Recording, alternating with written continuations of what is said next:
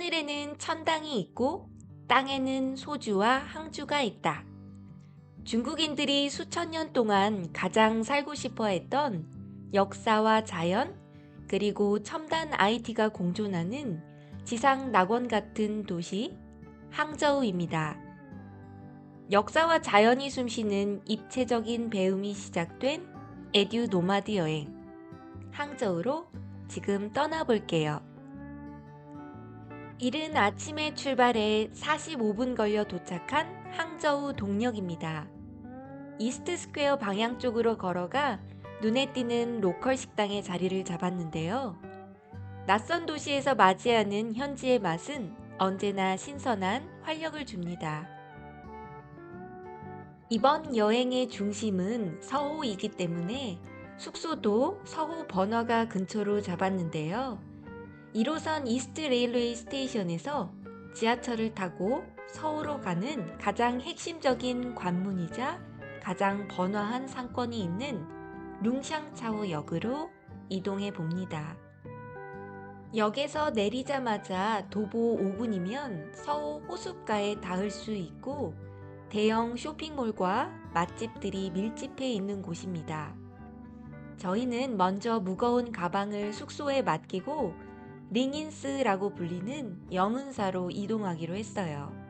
그런데 이렇게 너무 한적해서 확인해 보니 영은사가 아닌 근처에 전혀 다른 절을 찍었더라고요.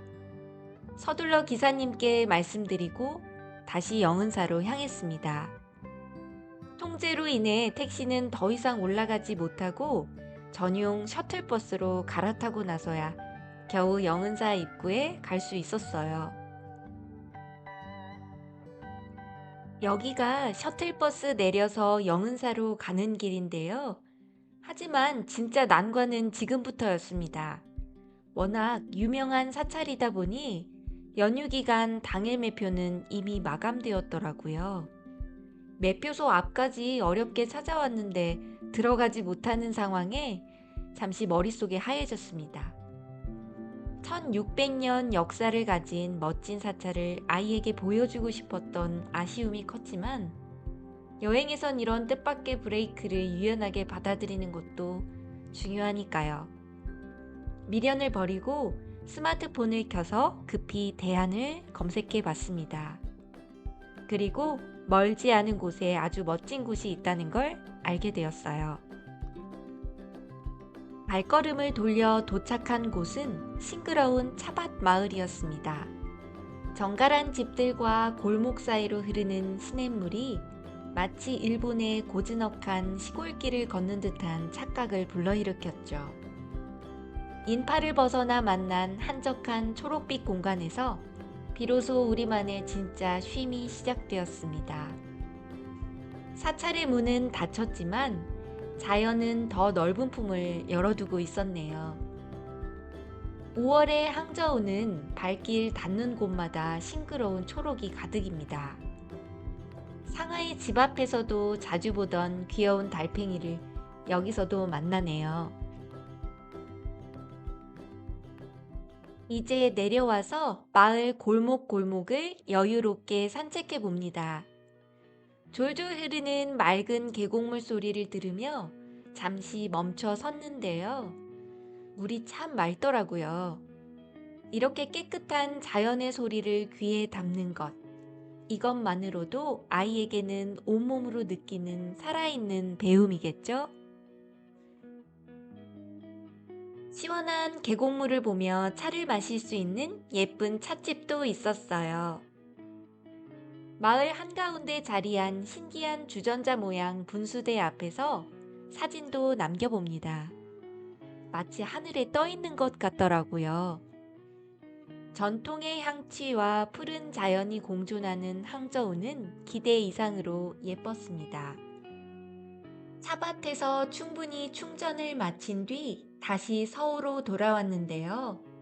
서호는 중국 역사상 가장 아름다운 호수로 꼽히며 유네스코 세계문화유산으로 지정되었습니다. 잔잔하게 빛나는 호숫가를 걸으며 내일 타게 될 나룻배의 선착장들을 미리 눈여겨보았는데요.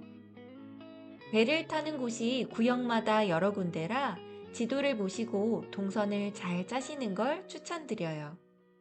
낮 시간 배는 4시 30분이면 마감이 되어서 저희는 내일 여유롭게 타기로 했습니다. 이렇게 한쪽에는 아기자기하고 예쁜 수공예품을 파는 마켓이 열려 있고, 길만 건너면 현대적이고 화려한 명품 가로수길이 펼쳐져 있더라고요. 왠지 과거와 현대가 아주 세련되게 공존되는 그런 느낌을 받았습니다.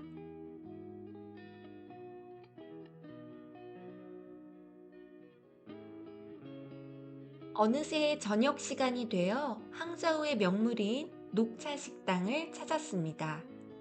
여긴 체인점이라 여러 곳에 있지만 저는 서호 근처에 있는 곳으로 걸어갔어요. 동파육과 녹차 닭고기 구이, 마늘당면, 새우찜 등 정갈한 현지 요리들이 한국인 입맛에 딱 맞습니다.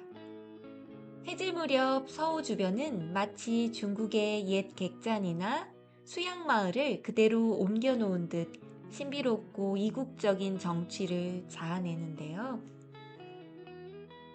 식사를 마치고 선선해진 바람을 맞으며 걸어간 곳은 바로 항저우 대한민국 임시정부 유적지입니다. 무료로 관람할 수 있는 이곳은 상하이 임시정부에 비해 공간도 훨씬 넓고 한적해서 여유롭게 둘러볼 수 있었습니다. 특히 상하이는 내부 촬영이 전면 금지되어 아쉬웠는데 여기는 사진과 영상으로 이 뜻깊은 공간을 기록할 수 있어요.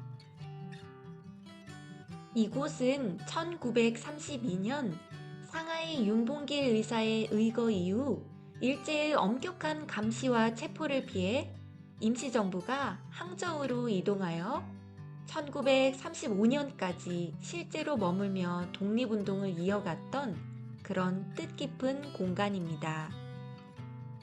당시 김구 선생님의 집무실과 침실, 주방 등이 고스란히 복원되어 있어요. 항저우를 방문하신다면 서호 근처라 코스로 꼭 묶어 가시길 추천드립니다. 상하이와 비슷하게 가파른 계단으로 되어 있어 천천히 올라가면서 구석구석 살펴보았는데요. 상하이에서 이곳 항저우를 지나 충칭까지 총 8곳을 전전하며 지켜낸 독립의 여정을 돌아보며 가슴이 먹먹해집니다. 교과서 속 딱딱한 글자 대신 엄마의 목소리로 듣는 역사의 한 페이지는 아이의 마음에 더 깊고 오래 간직되겠죠? 상하이에서 항저우로 이어지는 우리 독립운동가들의 발자취를 따라가며 아이는 오늘 또 한 뼘 더 자라났길 바랍니다.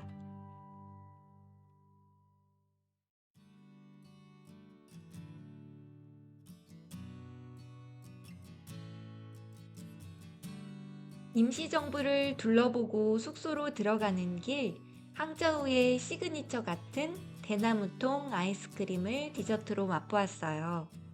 대나무가 유명한 중국답게 이런 이색적인 비주얼의 디저트를 만나는 것도 여행의 소소한 재미지요.